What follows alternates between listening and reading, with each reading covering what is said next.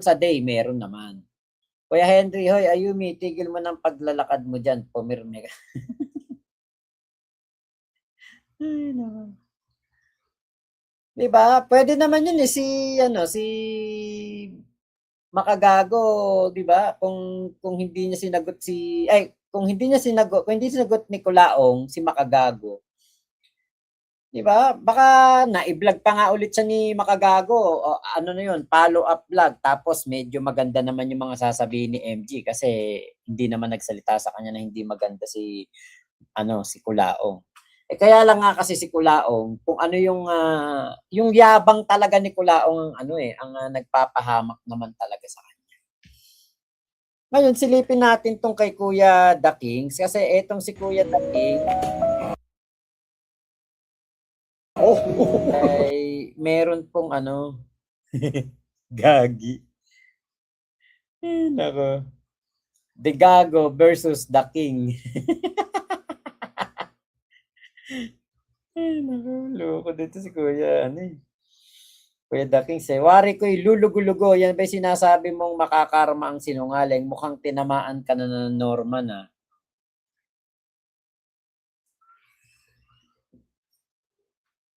Ito yung nakita kong post kanina na sabi ni Kuya The Kings dito, minsan sa sobra nating kabaitan, meron tayong napapapasok na anaconda sa ating tahanan na hindi natin namamalayan, babae yung ahas, buntis pa ata. Note, ginataang pusit ang pang-alis ng sape. Mga legit lang makakagets nito. Alam niyo kung ano yan? Ito, kukwento ko yan ah. Ito daw si Yama noong pumunta dito kay The Kings. Parang sinasapian. Nagsasalita na para siyang sinasapian. Parang merong sasanib sa kanyang masamang espiritu.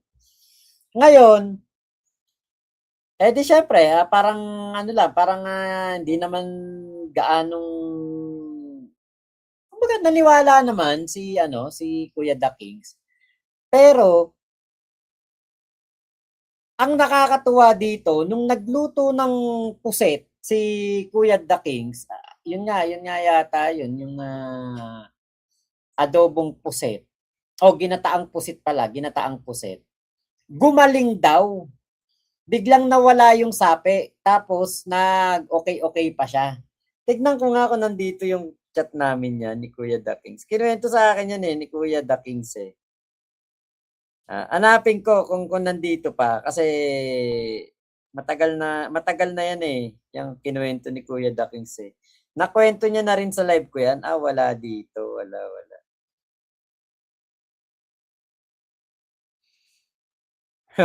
Wala dito yung kwento. Yung kinuwento sa akin ni Kuya The King sa tawag, tapos chinat niya rin sa akin yan. Siguro doon sa dati niyang account.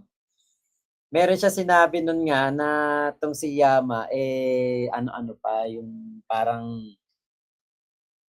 umaarte pa na sasaniban daw po ng masamang espiritu. Tapos maya-maya, nung nakaluto na dun sa gintaang puset, bigla pong yung biglang bumalik sa wisyo. Pusit lang ang katapat ng kanyang kunwari sinasapian. Kailan ba yung picture na yan? Yung post na yan, kanina lang eh. Pero kailan yung picture kinuhanan? Naku, pandemya pa po yan ate. Panahon pa ng pandemic yan o patapos na yung pandemic. Napakatagal na niya kasi itong suot na na damit ni Kuya The Kings. Ayan, itong puti na to, meron pa ako nito eh. Ipapadala sa akin dapat yan noon eh. Ito, yan. Got FLM. Nakaikulaong pa sila niyan. Ito yata event nila sa sa Isabela ba yan? Mamimigay sila doon. Kaya yung alamat ng ginataang pusit na yan, napakaganda ng kwento niya. Kapag si Kuya The Kings ang nagkwento niya, naku, hahagal pa kayo ng tawa. Ayan nyo, kapag nakonta ko si Kuya The Kings, ayain ko minsan mag-live kami dito. Kwento niya yun sa ginataang puset. Sa kaya nga tungkol dyan sa post niya kay Yama. Ano yun natin kapag hindi busy si Kuya The Kings. Kasi maganda yung kwento na yun eh. Talagang hahagal pa kayo ng tawa doon sa ginataang pusit na yun. Na ang dating nga, parang talagang sinasapian na natong si Yama, maya-maya, meron ng ulam, meron ng ginataang puset na wala yung sape. Ang tindi ng pagkakaibigan nito nitong itong dalawan to. Kasi sila po talaga ang mga naging host ng channel ni Kulaong. Sila ang mga naging host, ang tagal nilang nagsama, 3, 4, 5 buwan. Yes, nagutuman lang pala. Kasi ang layo din, syempre, Chaong. Kahit sabihin mong bungad lang yan ng Quezon, Quezon pa rin yan, Quezon Province pa rin yan. Kahit sabihin mong bungad lang yan ng Quezon Province. Nung kami nga, binyahe namin yan, parang 4 hours yata namin binyahe yan. Yung doon kami, pumunta kami kay Kuya The Kings, tapos doon kami natulog. Parang 4 hours po yung naging biyahe namin diyan nung dumalaw kami ng personal kay Kuya The Kings sa kanyang Hacienda de la Vega. Tapos ito nga, katulad niyan, yung kanyang sinabi na merong kang ahas na mapapapasok sa bahay mo. Kasi si Kuya The Kings, basta pumunta ka sa kanya, welcome ka. Grabe to, talagang kung wala siyang pera, wala kayong pagkain, mangungutang 'yan sa tindahan para lang may pakain sa kanyang bisita. Ganyan po kabait si Kuya The Kings. Ganyan po yan, napakabait po talaga niyan at napaka supportive sa kaibigan. Talagang subok ko na yan si Kuya The Kings. Dati nung nagla-live kami dito, nakakatulugan nga yan eh. Nakakatulog nga yan sa mesa. Sa mesa, sa upuan. Nakakatulog yan sa upuan sa sobrang haba ng live namin. O eto, katulad nito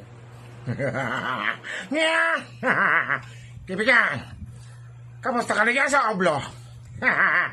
Halos isang tao ka na dyan sa loob eh. At ewan ko ba kung ano na talaga nangyari kaya lang ang pagkakala ko lang dyan, pag may kasalanan ka, nasa Oblo ka talaga. At natatanda mo pa ba ako? Ako yung dati mong kaibigan, binigyan mo lang 100 sakong bigas, tanda mo. Di ba, ang dami natin natulungan. Okay na sana Okay na. Idol na kita nun Tsaka yung mga kasamahan natin, idol ka namin Kaya lamang nakakapagtaka Nabaliktad ang mundo, di ba? Dahil din niya sa'yo medyo marami kang kalokohan ginawa Kaya ito naglalabasan na Teka muna Agwat-agwat muna tayo Mahirap na Tsaka isa pa medyo pinahirapan mo ko bata ng mga panahon kailangan kita Pinaghirapan ko naman Pinagtrabaho ko naman Kaya lang iba yung pinalit mo sa akin isa lang masasabi ko happy anniversary dyan sa'yo sa Oblo alalahanin mo mas masarap dito sa labas kaya patigilin mo na yung mga kasama mo wala na makakwenta-kwenta mga pinagngangawa lalo ka lang nadidiin hindi mo naiintindihan yun kaya ka nadidiin gawa na itong mga kasama mo sa labas ayaw magsitigil ganun pa man happy anniversary dyan sa Oblo huwag ka magalala magpapapansit ako rito para sa mas mahabang longko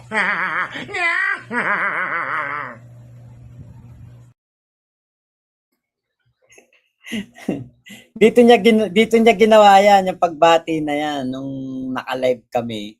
1 year anniversary ng pagkakakulong ni Kulaong. Yun nga, eto ngayon, si Kuya The Kings ay nagkaso dito na kay yun ang alam ko nagkaso Itong nambaba sa akin, itong Erwin Sia, na Aka Romy Diaz, yung nagbibigot at nagpipilo ka. Ito ang original na walang iya itong putang inang ito Ah! Ah! Nung pandemic ito, binigyan ko to ng 100 sako dahil natuwa lang ako. Sabi ko, ipamahagi mo dyan sa Tiaong Quezon. Ay, di pinick up niya na 1 truck na sako. Aba yan, pinamigay lang nito yata 25 katao na tigi 1 kilo. At yung the rest ay pinagkapirahan. Walang hiya itong hayop na ito. Tapos, itong si Dong, nakasakulungan ako noon, hinahirdi yata ito parang naging kasama nila sa mga humanitarian sa Montalbán kung saan-saan. At ang sinasabi daw, yun daw mga bigas na ipinamigay ko, galing daw sa OFW.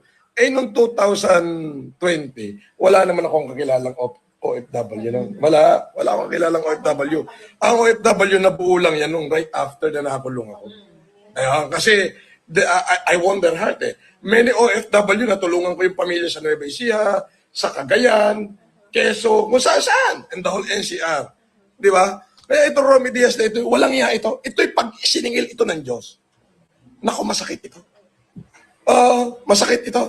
Sa totoo lang pwede na akong mag-utos ng tao sa Quezon para pitsarahan ito Pero hindi ko gagawin. Gusto ko ito'y matisod. Matisod mismo. Alam mo yun? Yung siya tatama, masakit maningil ang karma kaya ko itong durugin ng muso nito sa harapan ng bahay nila Pero hindi ko gagawin. Hindi ako magsasayang ng oras dito sa buwaka ng inang ito. Ito, literal na pinakakain ito sa pamilya nito, yung pambubudol niya. Yan ang mga literal na budol. Yan, yung nasokir, si Yulin budol-budol. Puti si Yulin ang nabudol nun yung si Iyaton family. Namatay yung lalaki dahil sa pambubudol. Itong si Eloy Barrientos of Mighty Genius, ang lagi nilang piniplay, yung, di ba't nang nakulong ako, ang sama ng news sa akin ng mainstream media bakit nung nakalaya ako walang mainstream media? Bakit? Kasi takot ang mainstream media. Yun ang paulit-ulit na ipiniplay ng mga walang iyang ito. Sa totoo lang pwede ko nang papuntahan to. Alam nila doon ang bahay Pwede ko nang patuspok ito Pero hindi ko gagawin. Gusto ko karma ang sumingil dito. Yung tipong sisigilin siya, hindi man sa kanya, sa mga anak niya, sa pamilya niya, doon tatama. Masakit maningil ang karma. Masakit yan. Lahat ng pinagsasasabi nila di katulad ngayon. Umuwi ako dito sa Ilocos, umuwi ako dito sa atin. Ay iba na naman ang issue. Wala na yung issue na hindi ako taga Ilocos at hindi ako kilala sa Ilocos. Wala na yun. Iba naman ang issue. Ang issue naman ngayon, yung mga banat sa akin ng mga media, nila Karen Davila, dati, ay kabobo ng mga putang inang ito. Hindi pala nakakaintindi, no? Oo. Ay, ina ko. Okay nasukir. Agro nga abgan, Papansin sila, papansin. Gusto na kasi nila sumikat ng katulad ng pagsikat ko. Naks! Pinagkakitaan ako ng mga to Gusto nila sumikat. Ay, hindi sumikat. Okay, nam. Hindi daw sumikat si Kuya The Kings. Alam nyo ba si Kuya The Kings kung saang parte ng Pilipinas nakakarating dahil sa kanyang mga show? Nakakarating niya, alam ko, Sultan Kudarat. Dito sa sa Boracay, nagkita kami sa Boracay. Kaya itong si Kulaong, yung kanyang mga sinasabi, bumalik sa kanya nangyari yung masakit maningil ang karma. Ay, sa kanya nangyari, sa kanya po bumalik yung karma. Siya ang nakarma, siya po ang naging lumubog, natisod, siya yun. Lahat ng sinasabi niya dito kay Kuya The Kings, sa kanya nangyari. Hindi po magkakamali ang karma. Alam ng karma, alam ni karma, alam ni tadhana, alam ng ating Panginoong Diyos sa taas. Kung sino ang mabuti at kung sino ang may masamang ginagawa. Ito kapal na lang ng muka ang nagdadrive dito kay Kulaong. Yung ganitong mga salita niya, kapal na lang ng muka ang nagbibigay sa kanya ng dito, baterya. Alam niyo kung bakit? Alam niya sa sarili niya. Pinamigay ni Kuya The King sa mga taga-Tiaong yung bigas na yun. Naka-live yun. Live. pinapamigay yung bigas. Pero syempre nga, hindi nga aaminin ni Kulaong na totoong pinamigay. Kasi nga po, ang gustong ipalabas ni Kulaong, si Kuya The Kings budol, si Kuya The Kings, hindi po mapagkakatiwala ang tao, at sinuba, binenta yung 100 sakong bigas. O yung ilan man doon sa mga bigas na yon. Yan ang palalabasin lang ni Kulaong. Kasi yung talagang hirap ni Kuya The Kings para lang makuha yung bigas na yun at maipamigay sa kanya mga kapitbahay, sa mga taga-riles, sa mga, alam ko, mga tricycle driver, nabigyan niya. Alam ni Kulaong, hindi pa naman siya nakakulong nun eh. Nung nangyari yon, yung pinamigay po yung bigas, hindi pa nakakulong si Kulaong. Alam niya na nakarating sa tao yun. Kaya nga po, ang alam ko talaga, nagsampa na ng demanda si Kuya The Kings patungkol dito sa mga paninirang puri ni Kulaong sa kanya. Sorry na lang.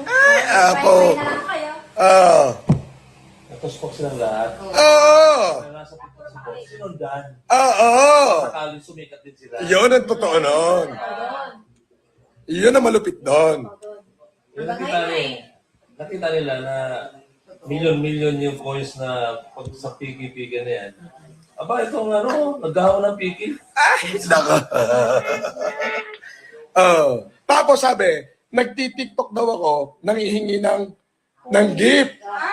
Wait. Ito muna. Ngayon ako yung nagpalipad ng TikTok universe sa sarili ko. Iba na naman ang issue. Ang issue naman, nagpalipad ka nga sa sarili mo naman. Kasi ang isang TikTok universe kasi, 50,000 coins, 45. Nakita nila na nagbibigay ako sa ibang tao ng TikTok universe. Nawala na naman yung issue. Balik na naman sila doon sa dati. Sa Peking Marcos, mga ganyan. Bobo o kininam. Oo. Julit. Bobo ti o kinanatoy. Try na lang eh. Mag-cry ka na o kininam. Sila yan. Nasa kerasyo. Itong nambabasagin, Yan. So dahil sa sa mga katarantaduhan ng mga pinagsasalita ni Kulaong na yan, doon po siya nakasuhan ni Kuya The Kings kasi grabe naman talaga ang ginawang pambabalahura niyan eh. Ni Kulaong kay Kuya The Kings. O eto si Kuya The Kings, kita niyo kung saan nakakarating to. May banda siya ni Ome, to Subic. Kung saan po siya talaga nakakarating para mag-perform.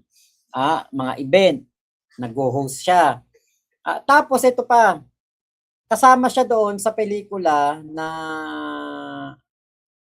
I Love Mo. Yun yata yun, yung kasama niya si Malupiton. Yun. Nakasama din siya doon. Nag-extra po siya sa mga Paulo Katakutan. Boss Idol, salamat sa bigas. Testigo ako sa mga pamimigay na bigas. Si The King, walang nabigyan. Nakita. Hindi ba eh? Siyang binigyan. Diba?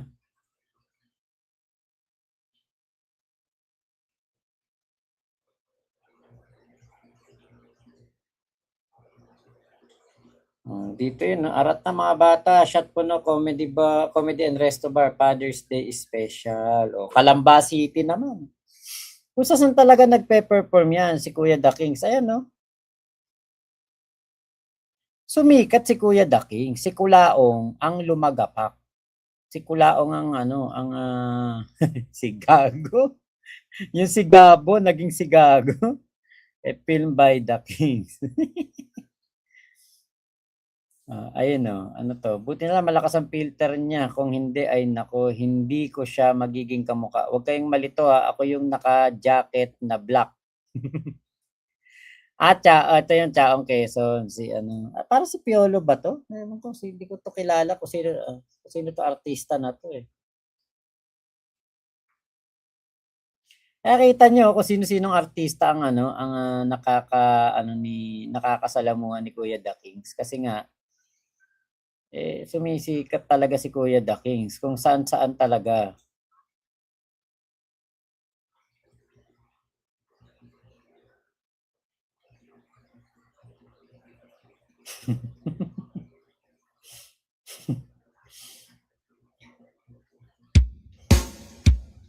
Boss FLM, kapag kayo po ay naging presidente, ano po ninyong gagawin? Bibitayin ko lahat ng kurakot. Oh, live sa Luneta. Antimano, sususpindihin ko yung privilege of the writ of habeas corpus. Sabay lahat ng kurakot na politiko, pabibiting ko agad sa Luneta. Firing squad. Wala silang magagawa, no? Walang karapatang pantao nun. Lumang style. Tapos siya naman ang mangungurakot. Siya naman ang mangungurakot niyan. Kaya dito tayo kay Kuya The Kings. Si Kuya The Kings kasi matagal ko na tong kakilala, nakasama. Mabuting tao talaga to. Nag-isip ako dyan sa pusit na yan eh. Sabi ni Ate Glenn, Ate May, pumunta ako ng Mauban, Quezon, na daanan yata namin yan. Baka nga po. Alam niyo, kung pupunta kayo kay Kuya The Kings, sabihin niyo, follower kanya o fans kanya, pinapanood mo siya, naku, tatanggapin ka po sa bahay niyan. Walang ano-ano. Good na mention mo, Mac, if yung pusit na yan. Pag talaga, kakausapin ko si Kuya The Kings, mag-live kami. Sino ang natisod at nakarma ngayon? Pangit ka ko lang. Tama naman, Ate Ayumi, siya yung nakarma. Floyd Prince, Albania, hello po. Ate May Alcantara, sarap dagukan. Ganyan niya napaikot ng 360 degrees ang ulo ng mga tao dati no? Opo. Kita niyo yung kanyang pagsasalita doon, parang akala mo siguradong sigurado siya na sa mga pagsasalita niya kay Kuya The Kings. Ngayon, siguradong siya ay kinasuhan talaga ni Kuya The Kings. Kung andyan ako sa Pinas, pinanood ko sana si The Kings sa Kalamba. Oo, grabe yung pagpapatawa niya. Napakagaling magpatawa niya. Naku, talent kasi meron si Kuya The Kings. Hindi katulad ni Kulaong, budol ang meron. Sinayang lang din kasi talaga naman lahat ni Kulaong, lahat ng nakapaligid sa kanya, lahat ng tao nakapaligid sa kanya, sinayang niya. Hanggang ngayon naman, ganun din naman. Lahat ng taong nakapaligid sa kanya, eventually makakalaban din niya, uutangan, hindi babayaran. Ulit-ulit lang, may makikilala ulit, mayaman, magtitiwala sa kanya, uutangan, hindi babayaran. Ganun lang lagi. Paano makakabayad? Lulong. Etong kay Yama, kung umabot man sa punto na nagkakasuhan si Kuya The Kings at si Yama o baka ang tinutukoy dito ni Kuya The Kings ay yung kaso kay Karen Whitmore. Si Yama kasi alam niya ang realidad. Alam niya ang realidad ng buhay niya noon kay Kulaong. Alam niya na darating ang araw na to. Bakit? Nagkakwentuhan na kami tungkol diyan sa mga kaso-kaso na yan. Na kung siya man ay makasuhan, naharapin niya. Kaya tanggap niya yan, yung mga kaso-kaso na yan. Ang tanong, uuwi ba siya? Kung nasa abroad siya, uuwi ba talaga siya para harapin niyang kaso? Siyempre, hindi. Ako man yung may kaso na ganyan, tapos hindi naman ako tutulungan ng dati kong boss na pinagtatanggol. Naku po, magtatago na talaga ako sa ibang bansa.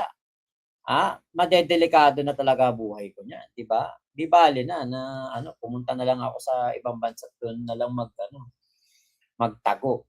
Kung ako yung nasa kalagayan ni Yama, kasi nga po, kung no bail ang sinampa sa kanya, better pa na doon na lang siya sa ibang bansa tumanda. Katulad ni Sian Gasa kasi delikado, 'di ba? Baka Sian Gasa siya. Oy, Kuya Relly Asistio, hello po. So ako po magpapaalam na po sa inyo. Maraming salamat sa pagsama po ninyo dito sa ating live. Thank you po sa lahat po ng nag-like. Ilan na ba like natin? Baka napaka-konti ng like natin Naku, 16 lang yung likes, grabe naman. Matumal na matumal sa sa patak ng ulan sa Dubai Palike naman po ng ating video bago po kayo magsilabas, magsialisan. Palike po ng ating video. Thank you po sa magla-like. 17 lang ba talaga to? Kasi minsan iba sa iba dito, iba doon sa labas JC Castillo salamat. Palike po ng video natin. Maraming thank you. Okay, tignan natin kung madagdagan yung yung like. Ay ano, hindi na po siya ma-play, Kuya JC, kasi may copyright na siya. Hindi mo napansin kahit si Makagago hindi niya na magamit kasi in-upload niya sa Spotify yun. Ngayon, para mapakinggan sa Spotify, maganda yon, mapapakinggan sa Spotify. Kuwari, patugtog ka sa kotse, pwede mong mapatugtog talaga yon na parang comedy.